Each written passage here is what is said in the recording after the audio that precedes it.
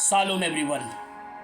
यीशु मसीह के नाम में एक बार फिर से हम आप सभी का स्वागत करते हैं और मैं आशा करता हूं कि आप और आपका परिवार प्रभु यीशु मसीह में आनंदित होंगे और सुरक्षित होंगे। मेरे प्रियो, आज विशेष विषय के ऊपर परमेश्वर मुझसे और आपसे बात करना चाहता है और जिस विषय के ऊपर परमेश्वर मुझसे और आपसे बात करना चाहता है उस विषय में जाने से पहले मैं आपको एक कहानी बताता हूं। और ये कहानी नहीं है, एक हकीकत है।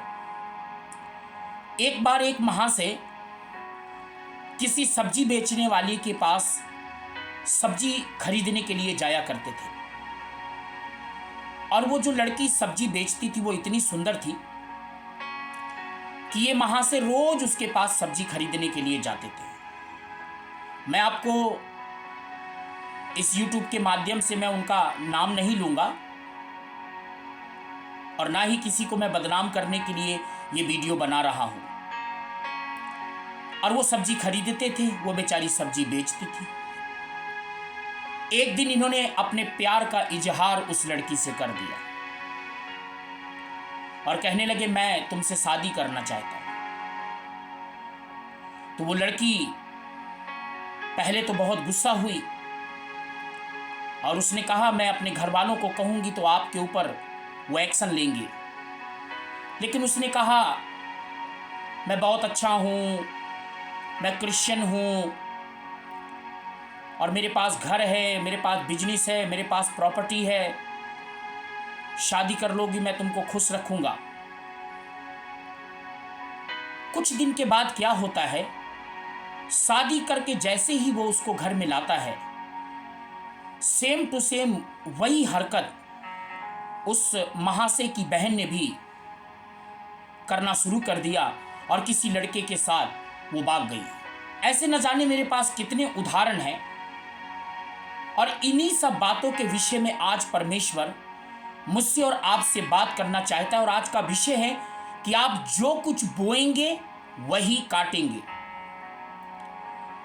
यदि आज आप किसी दूसरे की लड़की को भगा कर ले जाते हैं तो कल आपकी लड़की भी भागेगी, क्योंकि माँ बाप के जो पापों का और ये जो पीढ़ी दर पीढ़ी श्राप है, वो निर्गमन 20 के 5 और 6 में ऐसा लिखा है कि मैं माता पिता का दंड उनके नाती पोतों बच्चों 7 पीढ़ी तक मैं दंड देता हूं। आज न जाने कितने लोग ऐसे हैं जो दूसरों की लड़कियों को भगा लाते हैं। आपकी बच जाएगी, आपकी भी भागेगी, कोई उसको भी भगाने के लिए तैयार होगा। आप किसी के साथ छल करेंगे, कल आपके साथ कोई छल करेगा। आप किसी के साथ धोखा करेंगे, कल आपके साथ धोखा होगा। जो बोएंगे वही काटेंगे। परमेश्वर का वचन हमें क्या सिखाता है, ध्यान से सुनिएगा। गलातियों उसकी 6 अध्याय और उसकी 7 और 8 पद को मैं आपके लिए पढ़ना चाहूंगा। 7 में लिखा है, धोखा न खाओ, परमेश्वर ठट्ठों में नहीं उड़ाया जाता, क्योंकि मनुष्य जो कुछ बोता है वही काटेगा।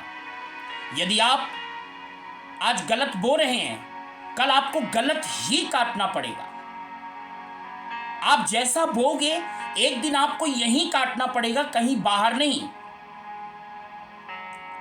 और बाइबल के अंदर 8 पद में लिखा है, क्योंकि जो अपने शरीर के लिए बोता है वो शरीर के द्वारा विनाश की कटनी काटेगा। याद रखिएगा, जो कुछ भी आप शरीर से बोते हैं, गाली बोते हैं, नशा बोते हैं, बीड़ी बोते हैं, गांजा बोते हैं, भांग बोते हैं,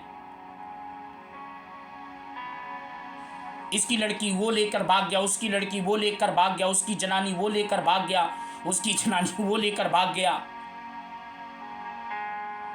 आप जो बो रहे हैं वही आप काटने के लिए तैयार भी हो जाएं, क्योंकि यहां परमेश्वर का वचन कहता है, जो कुछ तुम शरीर से बोगे वो शरीर से तुमको काटना पड़ेगा, और जो आत्मा से बोगे वो आत्मा के द्वारा अनंत जीवन की कटनी तुम्हें काटनी पड़ेगी। अब सवाल यह है कि तुम बोते क्या हो।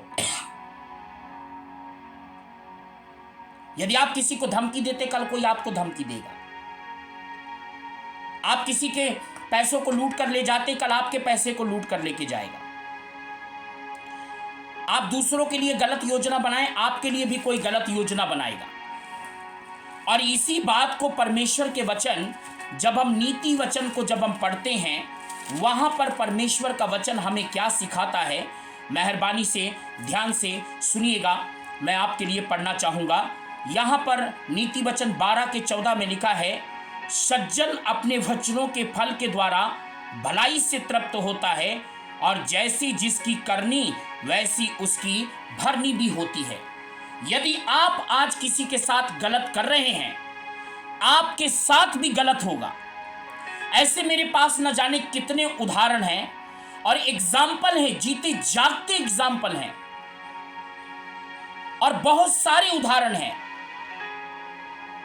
मैं लुधियाने की एक बात करता हूं। लुधियाने में एक बेटी यहां से गुरदासपुर से काम करने के लिए गई थी, और एक पास्टर का बेटा, और पास्टर के बेटे ने क्या किया, उस लड़की को लेकर, और वो क्या किया, वो भाग गया। कुछ दिन के बाद पता लगा उसकी मां भी भाग गई। तुम जो कुछ बोओगे वो तुम काटने के लिए भी तैयार रहना। ये बाइबल का नियम है, ये किसी और का नहीं। यदि तुम पास्टर को टच करते हो, धमकी देना मतलब टच करना, उनको डराना मतलब टच करना। जैसा बोगे वैसा ही तुमको काटना पड़ेगा। God bless you.